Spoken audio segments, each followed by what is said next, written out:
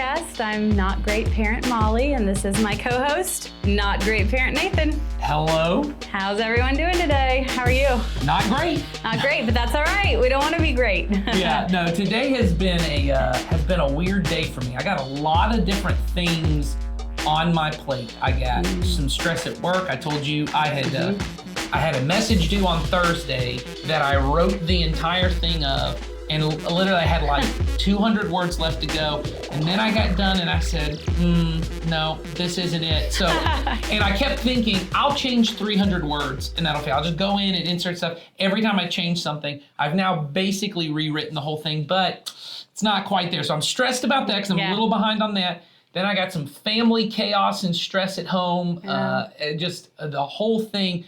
So today, not great, but that's okay. That's okay. Yeah. That's okay. Why is that okay, Molly? Well, yeah, I'm telling you, if you need me to tell you why it's not okay. I need to know. You need to know why it's not okay. Reassure me. Because the things you're talking about, greatness, a great message, Correct. a great family, no friction or chaos at home, a smooth every single thing, and maximizing in your time, energy, effort, and everything isn't really the life that God asks us to have in our families and in our own lives. And so we strive to live within the goodness of God and help our families and our children also live there and not the greatness that the world defines. And those things you're saying, having to have the perfect message, having to have kids that are getting along perfectly and no one's upset about anything, and you got out the door on at the perfect time, and all those things, that all is defined by great. That's right. So you're not great. I'm not great. And our goal, ultimately, as you said, is we want to pursue the goodness of God. And we've said for a long time that when you pursue the greatness of God, you miss out, or the greatness of this world, you often miss out on the goodness of God.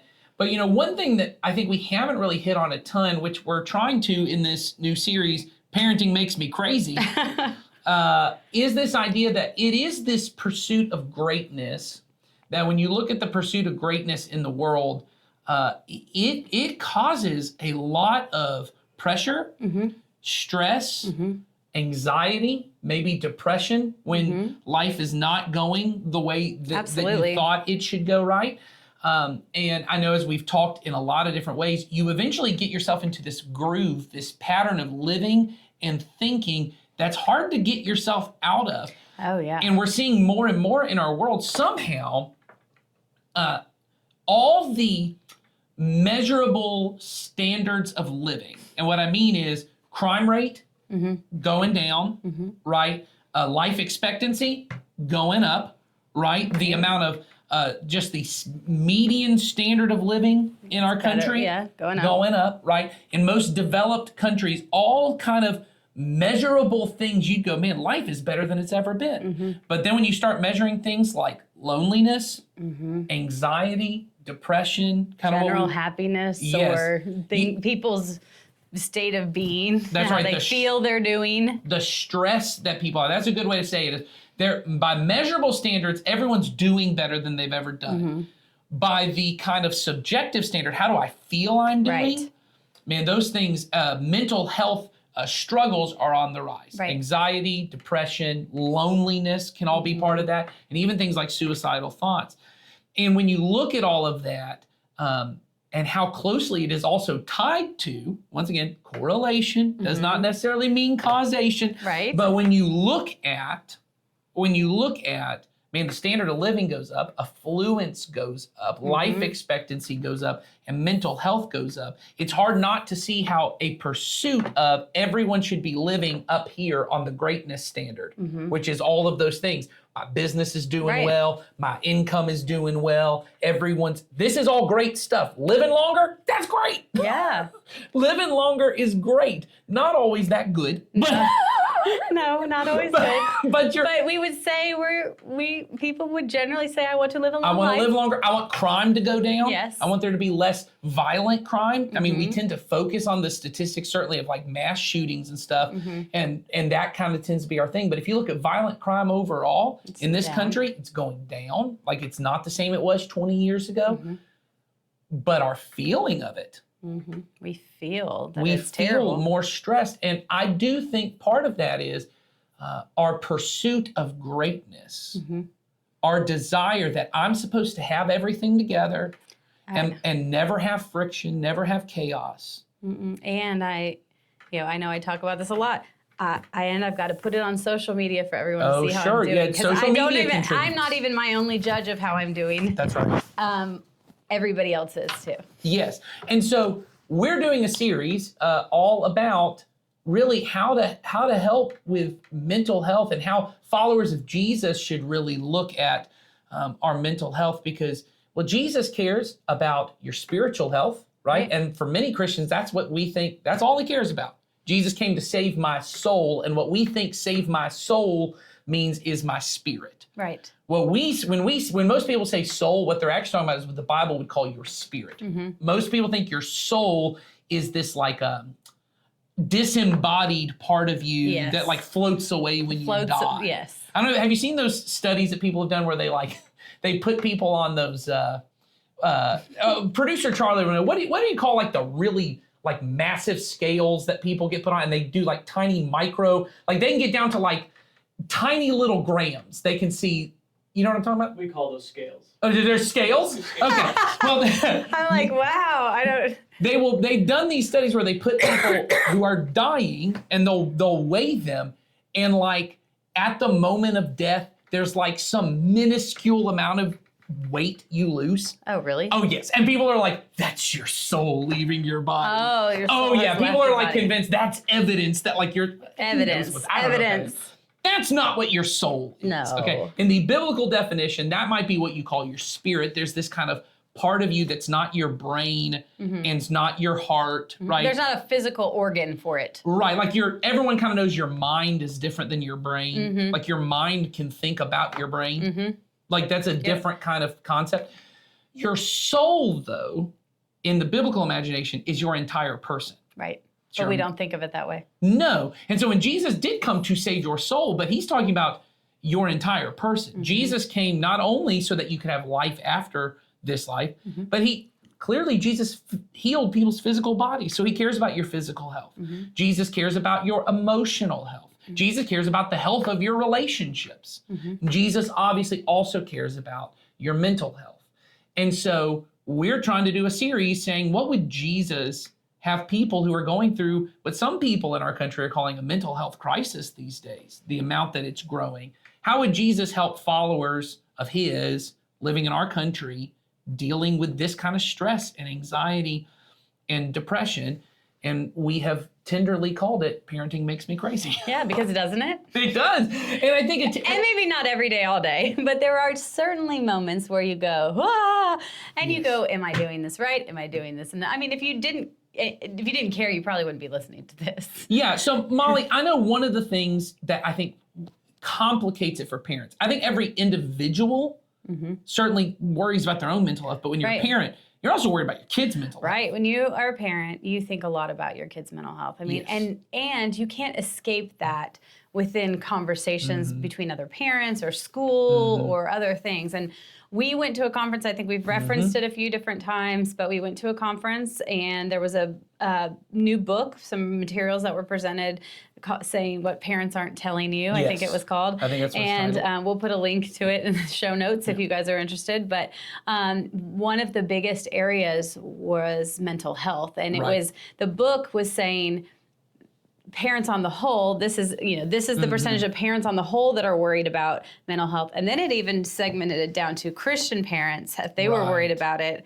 And did we feel equipped to handle it? And a lot of different things. So that sparked some really good conversations among us. And we know that if other parents are thinking that, you guys are too. And so that's why, we want to be talking about this, because it doesn't matter if you're a Christian or not, it's on your mind. Well, and our hope would be, I would hope that Christian parents would be better equipped to talk about mental health, because Jesus cares about all of it. Right. Jesus cares about all, and I don't mean in a professional clinical sense. I don't mean that everyone needs to go, just like I don't think every person should be able to talk about physical health at the same part. Right. But I do think Jesus cares about our physical health, and we should be prepared to really deal with that. That Christians should take seriously their physical health, just like we should take serious our mental health, just like we should take care of our spiritual health. All of them. All of it matters. And so I think when parents freak out about the mental health of their kids, often one of the first thoughts that we have is,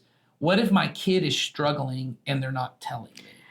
Yes, I think that's a common fear of parents. And I noticed like September, I think, is Suicide Awareness Month, and I've seen a bunch of like social media things where people have been talking about this. You know, parents are saying, "Oh, but my child didn't tell me," or "What if?" or "What are signs?" or whatever the case may be. But as a parent, we want our children to be talking to us. But if they're not, or if we fear they're not, what does that?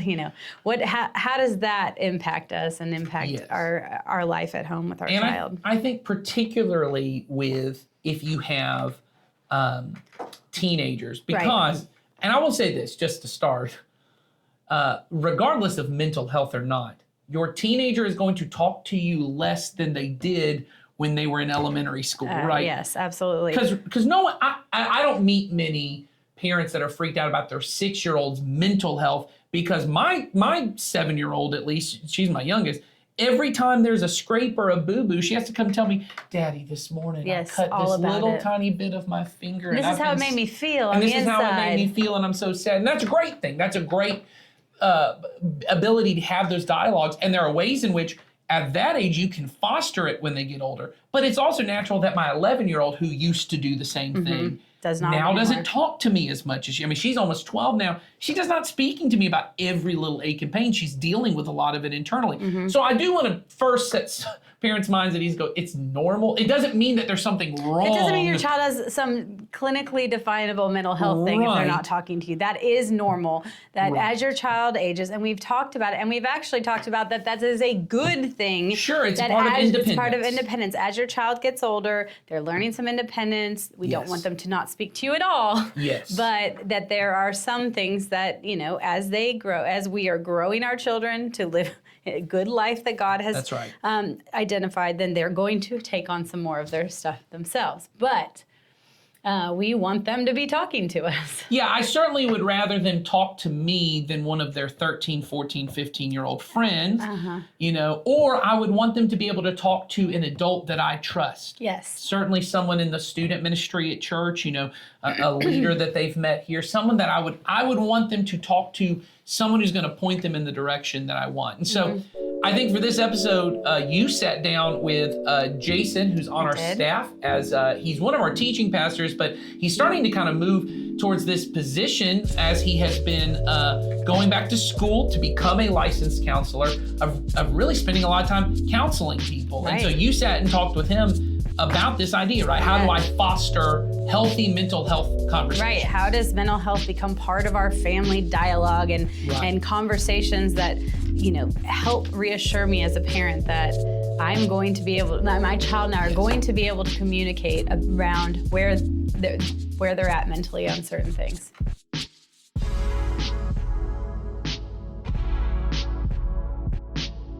So yes, let's talk about how to talk about mental health, let's just talk about what it means to have healthy dialogue in your home around mental health. Wow. Light topic. Big question. How do you talk about talking about mental health? Because you're not going to sit down with your child and say, yes, tell me about your mental health. Yes. Well, it has to be, you have to figure out, I think it always comes down to, just like everything else, it comes down to communication. Having healthy communication skills develop between you and your kids. And the only way you do that is just through repetition. Right. And doing it a lot, because it's not, I'm not a big, I want to say this carefully, I'm not a big fan of having just these very segmented, okay, I talk to my kid during these times and then that's it. But at the same time, I do think you have to have some intentionality about it. Yep. So I think there's a balance. And what I mean by that is, I think you've got to take the opportunities to communicate with your kids as much as you possibly can, but you've got to think through when that's going to be and be intentional about it. So like, my point is, let's say, you know, when your kids come in from school and every parent's, how was school, right? and you know what you're going to get. You're going to get the one word answer, or you're Fine. you're going to get blowed off or whatever, and then they're going to go off to do whatever they're going to do. And then, so you've got to be a little more intentional. You've got to be a little more creative about that kind of stuff, and you might have to make it a little more fun. Yeah. Especially if you've got little kids. I mean, I think age plays a factor in when and how Absolutely. you do it as well. And I just read something somewhere. I don't remember where I read it. Maybe it was like a meme online or something. And I thought it was really true. Somebody said something about your kid is not going to come home and tell you, Dad, I need to talk about my feelings. But they will come and ask you to go play ball. Because they do that a lot. Mom, Dad, come play with me. Come, do this thing with me. They want you to participate in something. Well, for a kid, that is an invitation to communicate. That and what you'll find is the talking can happen around that activity that they really like to do. In fact, I know I work with some people who do therapy for children. Yeah. And a lot of what they do is they just sit at a table Interactive. and they draw, or they sit and they play a game, or they're in the floor with some Play-Doh or whatever. And while the activity is going on, they just ask questions. Right. And when you're not face to face and like, tell me about your day, that kind of thing, you get more interaction. That's why I often, especially with parents of teenagers, I used to tell them, I'd say, you've got all this time in the car with your kid. Right. And it's a really good time to talk because you're not face to face and it's a little less vulnerable. It's a little less, but you're You know what I mean? you're still there. You're still there, together. You and have you're this stuck in captive this. audience. You can't leave. So just start asking lots of questions. Yeah. And, don't get frustrated because, Just expect that you're not going to get everything. Don't go into it with expectations of what types of answers right. you're going to get. We have a tool that we've recently started producing that gives families, depending on your age, different questions to kind of ask at different times. So for younger kids, it's like cuddle time, bedtime, bath time, and drive time is in every different age group. And then there's dinner time and drive time. And these are just questions to just kind of start having conversations. And I think, I think that they're building blocks. The younger you start this, the better and the more, like you said, repetition, the more often you're having different conversations about anything, you're going to open yourself up to probably more conversations about other things when you want to present difficult conversation. It does. You got to stay with it, because I can remember the first time that I tried to do something a little more intentional with my girls. It didn't go so well at first because we weren't used to it. In fact, they kind of thought it was corny at first. We did a thing where when we would sit around the dinner table, I would ask like table topic questions. Table topic questions. We started with just high-low, if you know by that. Tell me the best part of your day. Tell me the worst part of your day. And, at first I got really surfacey kind of answers, but then as I just stayed after it. And the more they got used to it, it was almost the point where I knew I was doing it. I was thinking about my answers before I got to the table. Right. Because I didn't want to just have nothing. And I noticed that they also would do the same thing. And the older they got, the more detailed it got as well. And so, but you just made that a priority. Just made it a priority. Just didn't give up when it didn't work for 2 or 3 days.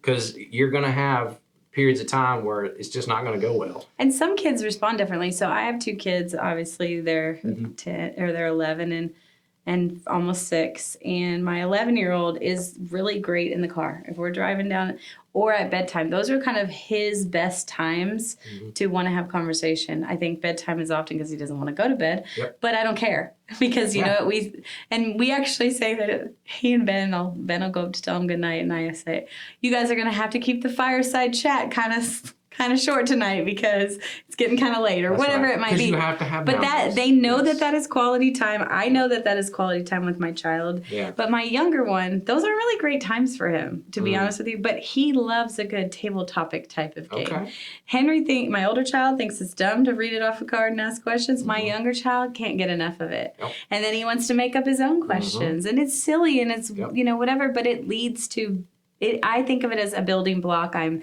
investing this time and this energy and this intentionality as a parent with him. And what's important is you've noticed the difference. Yes. And you're making adjustments based on your kid. Right. That's why it's so hard to do these kinds of answer questions in a very specific way, because every single parent out here who's watching or listening, you've got a unique kid that is going to respond to some things that my child won't respond to, and vice versa. And so for me to tell you, do this and it will work, that'd be stupid and disingenuous on my part. What I am saying is you got to be, like Molly just said, like you're being aware of, I've got a child who this is what they respond to. I got a child that they don't, but they respond to this. And so you adjust, you pivot.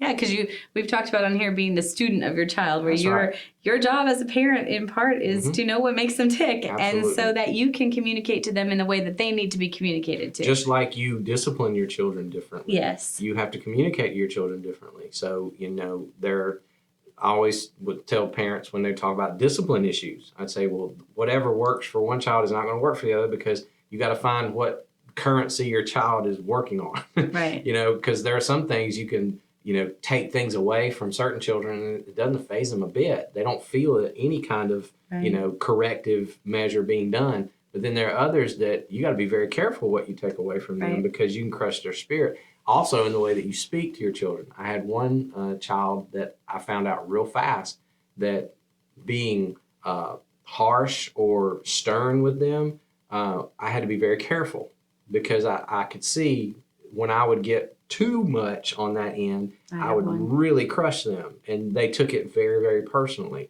And so I had to figure out, how can I communicate? Because I'd still have to communicate there's rules. Yes, or that the behavior needs to change. I need to communicate that to them. But if I'm doing it in a way that crushes their spirit, then I'm doing harm. So I had to back off and figure out. And then there are other kids that I'm not saying go full on yelling at them, but I'm saying you got to put your foot down and be the boss, because that's the way that they respond.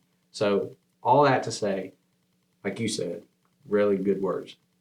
Be a student of your child, and then adjust based on what they need the most.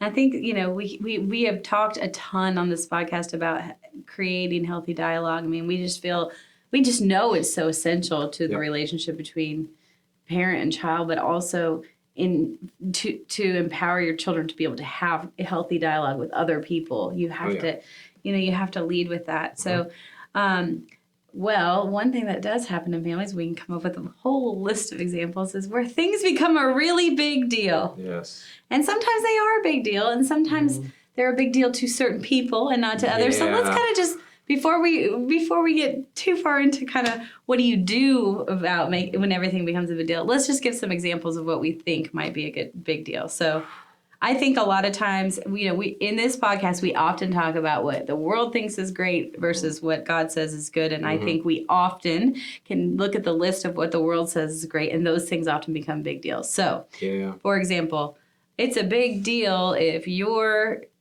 not getting great grades. And it's not a big deal, but it becomes a big deal. Yeah. That's where the world says it is. We as good parents would say that is not what God is worried about. And so if we're exploding about grades, then we are probably having things be a big deal. That as you're talking, I'm sitting here thinking, you can and this is just me. This is where I come from. I have found in my parenting journey that the amount of things that happened in my child's life that were a big deal were almost zero. Yeah. They were very, very, very small. Most of the things that I treated like they were a big deal, looking back on them now, I was overreacting. Because usually what we experience in the moment with our kids, we way overreact to in most cases. That was my experience. Because I did it. And I'm not saying, I was perfect. That's what I'm saying. I learned it. Yeah. So for me, what I've really had to try to do is whenever my kid says something or they come home with something that feels like a big deal to me, I have to discipline myself to just take a step back. And listen. Don't address it, or just sit and listen, or maybe talk to my wife about it for a little bit, and just to kind of get a little more perspective and ask that age-old question of, is this going to matter in 5 years? Is this going to matter in 10 years? You know? I'm laughing. And most of the time it's not. I'm laughing because I'm thinking of an example. Okay. So a few You got an years, example? and it involves your wife. Great. She'll Sorry, love Helga. this. So sorry. So a few years ago, when we were at the Ashley Park campus, and I was teaching, or I was leading in student ministry, and your daughter was in my group. Okay. Your wife came up to me, and we were just talking, and she was saying how stressed out, and there was just a push and pull between she and your daughter over her room being clean. Yes. And that it was a constant stress because, you know, your wife was saying, I don't want her to move out of my house and go have a messy house. And when people want to come over, like she's like, it just bothers me. I don't want it to be that way. And I said to her, Helga, you're not wrong in saying that there should be, this is the standard or whatever. But what becomes the problem is you guys have this tug back and forth, and you're losing influence with your child because you're focused on the room and you really example. Okay, well, guess whose child doesn't like to clean their room? It all comes back to haunt you now. Yes, so Henry and I have the same dang thing, and I think of Helga regularly. But I'm learning. And I think about how before I even knew what that was like, was saying to Helga, you know, be careful. But then when you're standing it's in your own thing, it feels like a big deal, but really it isn't that big of a deal. It's not. And I think of moments in my girls' lives, you know, I'm a girl dad. I raised girls. There is a lot of what we call girl drama that goes on, and especially once they get to be middle schoolers. And I can remember a lot of times my girls would come home and they would tell me some of the things that their friends had either said to them or done to them. And it was very hurtful, or some things that they got caught up in a group of girls that I was like, oh my word, you know, this, you can't treat people this way, you know. And I wanted to just jump in and just wrench that whole thing out of proportion. And what I've found is, you know, we had a lot of that stuff in my world growing up, you know. Right, we all did. I'd have, and I know it was different because it was boys, but me and my boys growing up, I mean, we get into fights, man. I mean, I can remember one of my best buds growing up. I mean, he punched me one day because I kicked his basketball, and he got mad at me. And just, you know, and if my parents had stepped in, I mean, they could have charged him with assault and all these crazy things that they could have said. You're going to scar my child forever. And yeah, I got a memory of it, and it's not a good memory, but we figured it out. We worked it out. And now looking back on it, you know, all these decades later, I bet in that moment it would have felt like a big, big deal to me as a parent. But now looking back on it as an adult, it was not as big a deal. So there's so many of those things that, and what I'm not saying is, don't address it. That you can't address things. So there's that thing. But at the same time, if you got to just have some perspective. That's all I can say. Is you just got to back off and watch how this thing works itself out, and be very measured and very intentional about how you handle things like that, so that you don't completely make something out of what really isn't anything. Right. And I think what you said before was really important. As parents, we can, you know, train ourselves to, you know, take a step back before it becomes, we don't fuel the big deal until we've heard what's happening, and we can, you know, we are going to help guide them through that. Because our kids are a work in progress. And it reminds me of, I've had parents come to me a lot of times, and there'll be some really big things that their kids will drop on them. I mean, questions about, you know, about their faith, or about their sexuality, or about just what they want to do with their life. And the tendency in every parent is to just really muscle up and really start getting, you know, really involved so that we can fix that, or to keep that from happening, whatever it is that we don't want to happen. And my advice to parents on that is, I said, just calm down. Don't overreact. Ask a lot of questions, and lean into your kids so that they see you as a person that is not coming to confront me and to stop me or to change me necessarily, but to help me figure this out. Especially, now I'm talking about older kids now. I'm talking about teenagers at this point.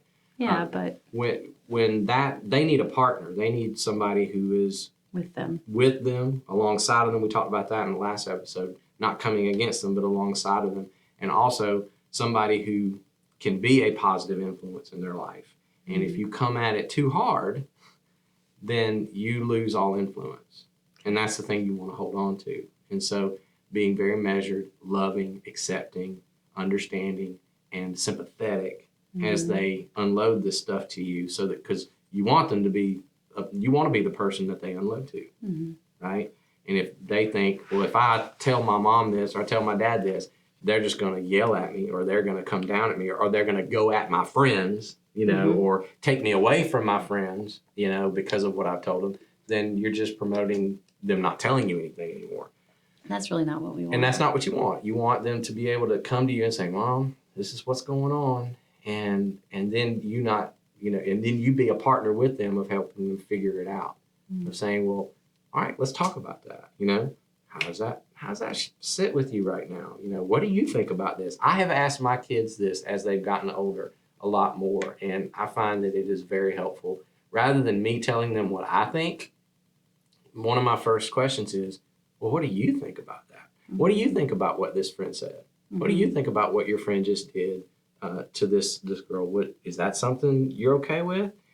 Even though I know the answer. Right. I know what I want the answer. But you're letting them take the reins to say the words and feel it and say it. And I want her to figure it out, or at least, and see that when, and most of the time they do. That's what I found. Most of the time they do. Probably a lot of times they already know when they come to you. They do. But then it gives me the chance to come behind that and go, wow, that's a pretty good decision. In fact, I think and you that's affirm right. them. And affirm them Or help and show correct them that them. they can do it. So now they've got a little agency. And then I can also come behind if I see things that they haven't thought about. Yeah. I can say, well, have you thought about this? Or do you think maybe this is a good way to approach that? Or when you have the conversation with this friend that, you know, you're, you know, in conflict with, well, what do you think you're going to say? And have you thought about this? And so now we're on the same team, side by side. We're working together on a problem. Yeah, you're problem solving together. Exactly. And the other way of approaching it, you actually can oftentimes make your child feel like they are the problem. They are not the problem. This is something that, you know, I'm back to the therapy world. Something that we try to do when we work with people is when they bring something into the therapy room is almost do a visual where we say, okay, the problem is here. And we like set this plant on the table and we go, you are not the problem, but there is a problem.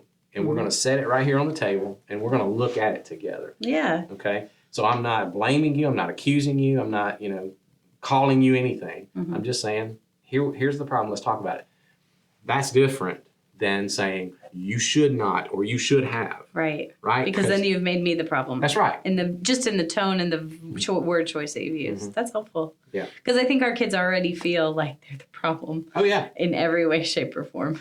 Or they're and super defensive. Yeah, and sometimes sometimes you might say, actually, you are the plant in the end. But you are the problem. Son. You are the problem. No, I think this is really helpful information. I think that, you know, if we as parents can just start putting these things into practice, we will just get that much further ahead with our kids. Be a non-anxious, calm presence in your child's life.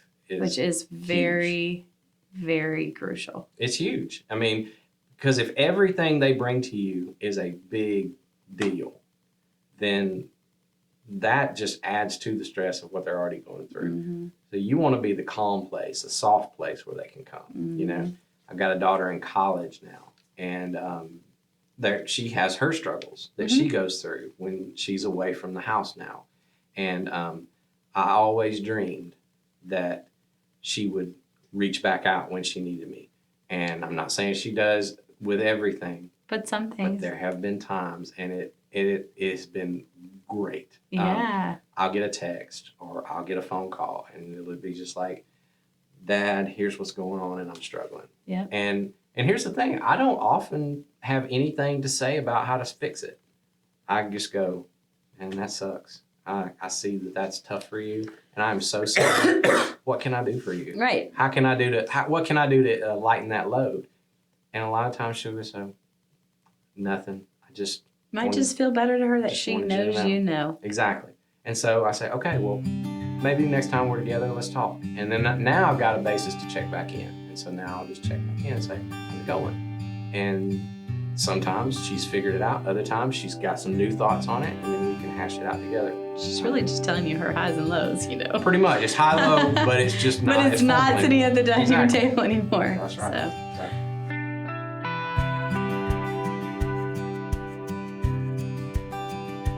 Well, and I know a really practical thing that Jason's talked about several times when he's been on here is, that really his goal with his kids, apart from just wanting them to love God and love people, is he wants to maintain relationship with his kids. Mm-hmm. And I think all of us really want that. I want, as my kids get older, to be friends with my kids. Mm-hmm. I don't really want to be friends with a 6-year-old. But No, but we all want our kids to like us. We've talked about that. We've talked about that. But my goal, and that's an important thing to remember, is my goal isn't to make this 13-year-old like me. My goal is hopefully when they're 20 that they trust me. Exactly. When they're 25 that they trust me. And they may not always I said that to one of my daughters the other day. I said, you may not always like me, but I'm always here for you. Yes. And I think that's a big part of it. But I think even more than just trying to have my kid know that I care about them and I care about their mental health, I really want them to know that Jesus cares about them and that the church cares about them, that there are other believers who care about them.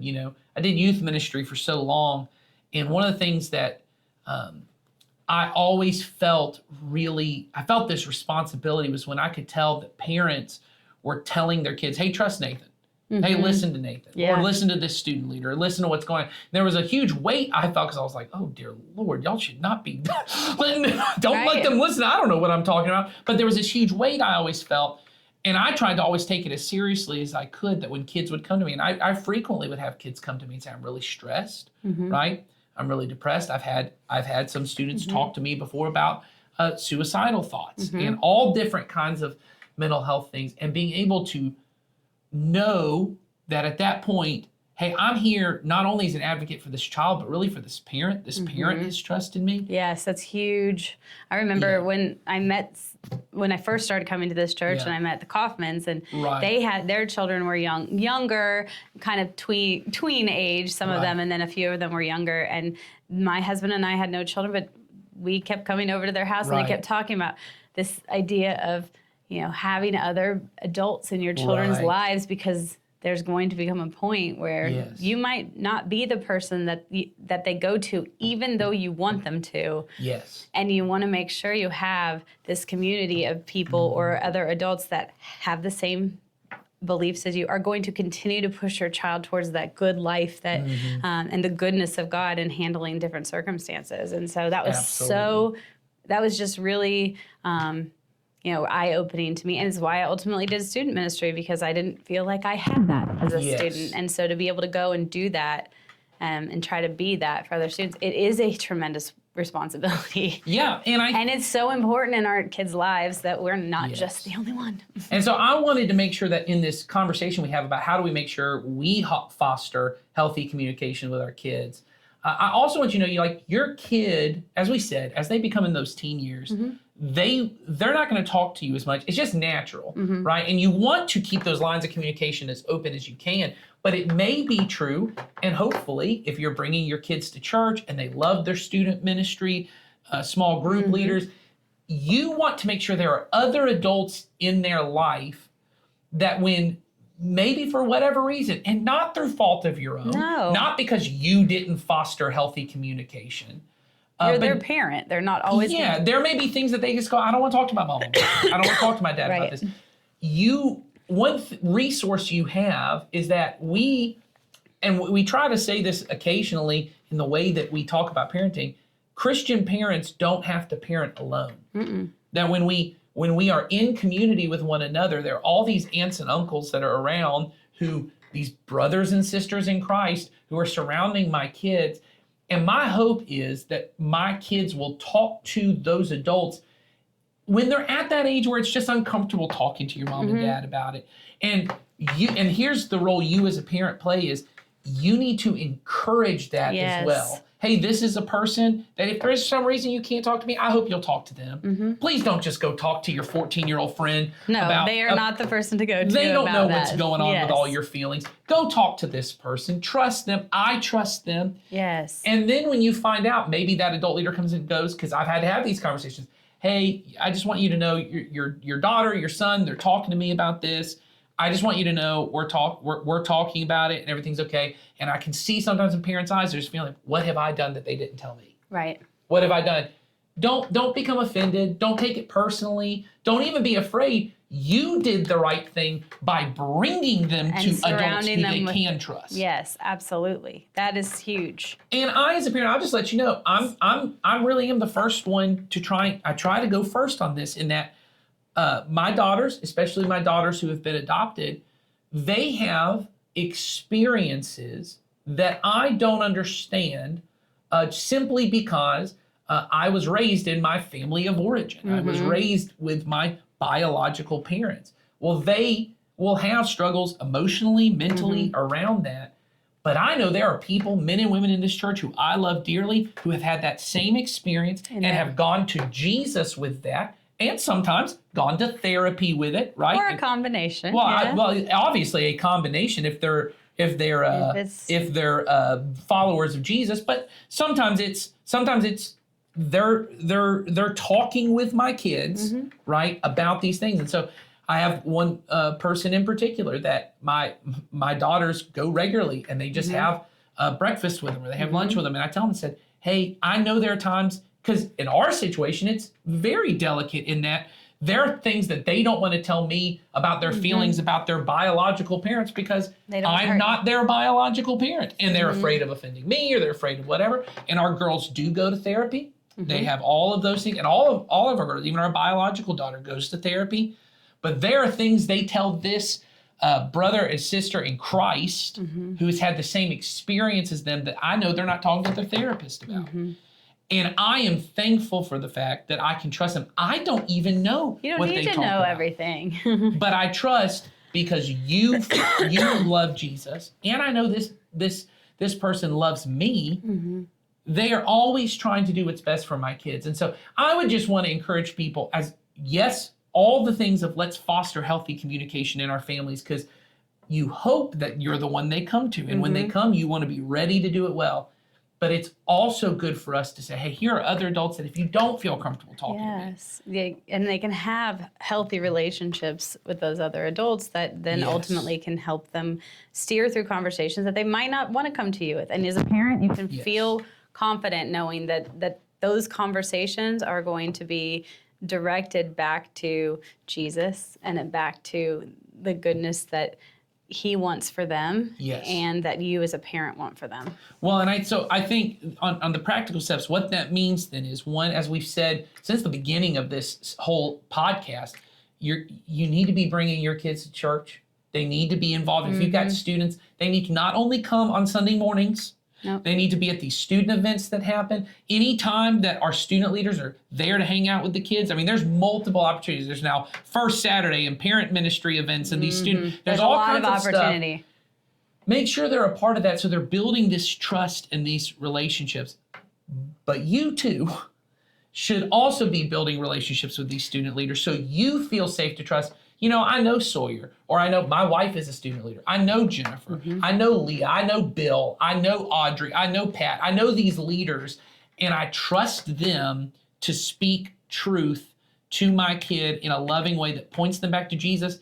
And as was always my case, even when kids would come to me, because this is just the nature of it, not because these parents were doing anything wrong. Sometimes the stress and anxiety kids feel is, I'm afraid I'm going to let my parents down. Or I'm afraid my parents are mad at me, or they only want X, Y, and Z. My job is not just to point them to Jesus, but also to say, hey, your parents are trying as hard as they can. And maybe they didn't get this one situation right, or maybe they didn't get this thing right, but they love you. You got to have grace for them. You got to, do this. They're not just pointing them to Jesus. They're trying to point them back to you. Right. And so you want this. Yeah. And if you have kids that are in elementary age or younger even, we're very intentional in kids ministry and children's ministry also about having regular leaders in each classroom, because it's all about the relationship, even at those young ages. Now, we know that a 7-year-old isn't probably coming in and telling every single thing. They might do a repeat. They might tell you about their finger at home, tell you the parent, and then come in and tell us too. That's fine. But, we have these leaders in place regularly, because especially as they get into the older teen years, I saw that with my son.